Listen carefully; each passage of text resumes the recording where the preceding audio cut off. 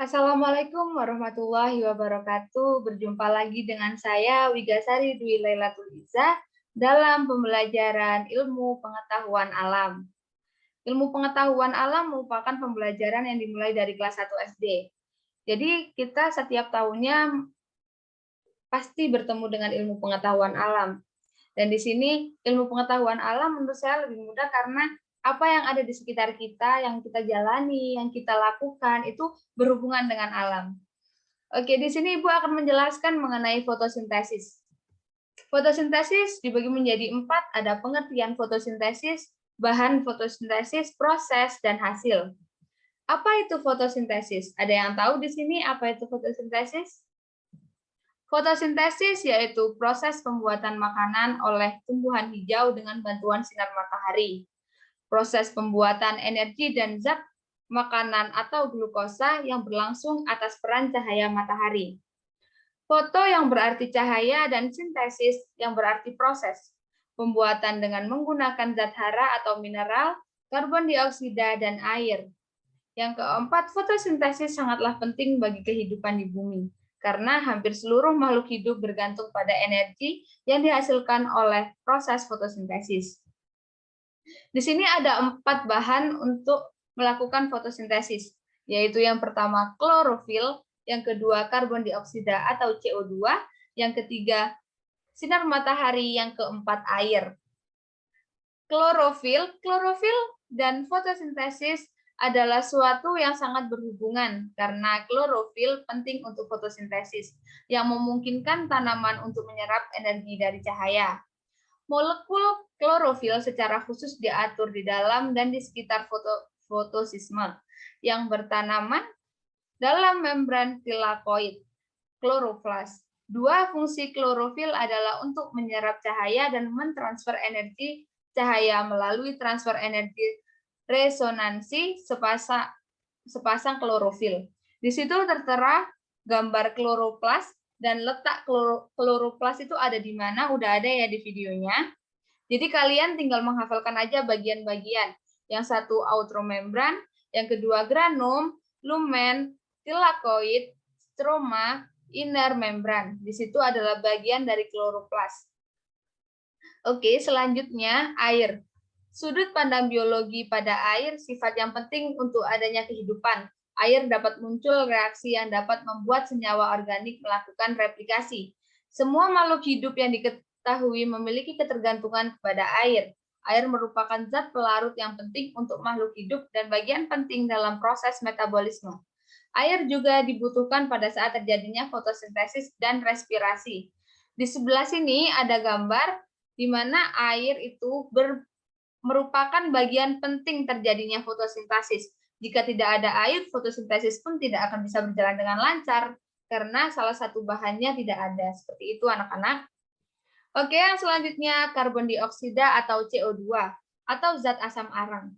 Adalah jenis senyawa kimia yang terdiri dari 2 atom oksigen yang terikat secara kovalen dengan sebuah atom karbon. Ia berbentuk gas pada keadaan temperatur dan tekanan standar dan hadir di atmosfer bumi. Karbon dioksida dihasilkan oleh semua hewan, tumbuh-tumbuhan, fungis, dan mikroorganisme pada proses respirasi dan digunakan oleh tumbuhan pada proses fotosintesis. Karbon dioksida ini merupakan bahan penting juga untuk fotosintesis karena karbon dioksida lah yang akan diolah menjadi sesuatu bahan yang bisa bermanfaat untuk manusia. Nanti Ibu jelaskan setelah ini ya. Matahari. Cahaya matahari dimanfaatkan secara langsung oleh tumbuhan berklorofil untuk melangsungkan fotosintesis, sehingga tumbuhan dapat tumbuh serta menghasilkan oksigen dan berperan sebagai sumber pangan bagi hewan dan manusia. Makhluk hidup yang sudah mati akan menjadi fosil, yang menghasilkan minyak bumi dan batu bara sebagai sumber energi. Hal ini merupakan peran dari energi matahari secara tidak langsung. Proses fotosintesis ada gambarnya ya di situ. Ada oksigen, sugar, karbon dioksida, dan sunlight. Water itu air. Nah, tahu kan bahasa Indonesianya semua? Oke, Ibu lanjut. Reaksi fotosintesis. Di sini sudah terdapat gambar satu matahari, air, karbon dioksida, dan klorofil. Nah, selanjutnya hasil dari fotosintesis itu apa sih? Oke, hasil dari fotosintesis yaitu karbohidrat dan oksigen. Pada proses fotosintesis, karbohidrat diubah menjadi karbohidrat, kemudian dapat digunakan mengeksistensi materi dan karbohidrat yang dapat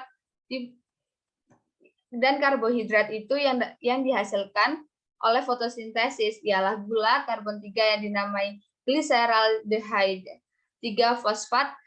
Menurut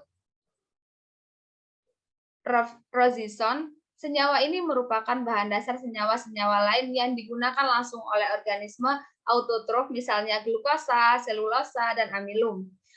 Hasil fotosintesis yang kedua adalah oksigen. Evolusi oksigen fotolitik terjadi di membran tilakoid organisme dan memerlukan energi 4 foton.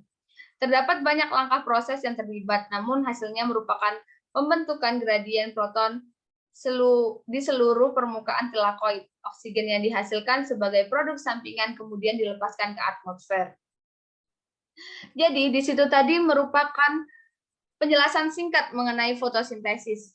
Di kelas pun kalian pasti diajarin kan untuk gimana cara melakukan fotosintesis, langsung praktek langsung untuk melakukan fotosintesis itu seperti apa. Walaupun kita tidak tahu air ini berjalannya kemana, terus klorofil ini seperti apa, kita hanya tahu di dalam gambar saja.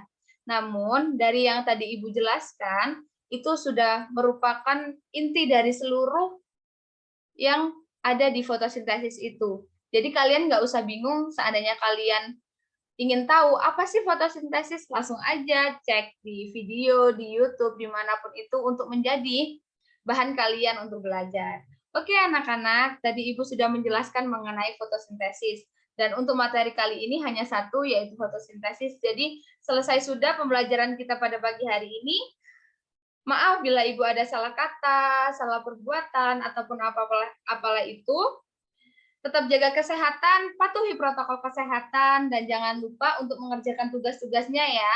Dan semoga kita bisa berjumpa di pertemuan selanjutnya dengan keadaan sehat walafiat. Oke anak-anak, bye. Wassalamualaikum warahmatullahi wabarakatuh.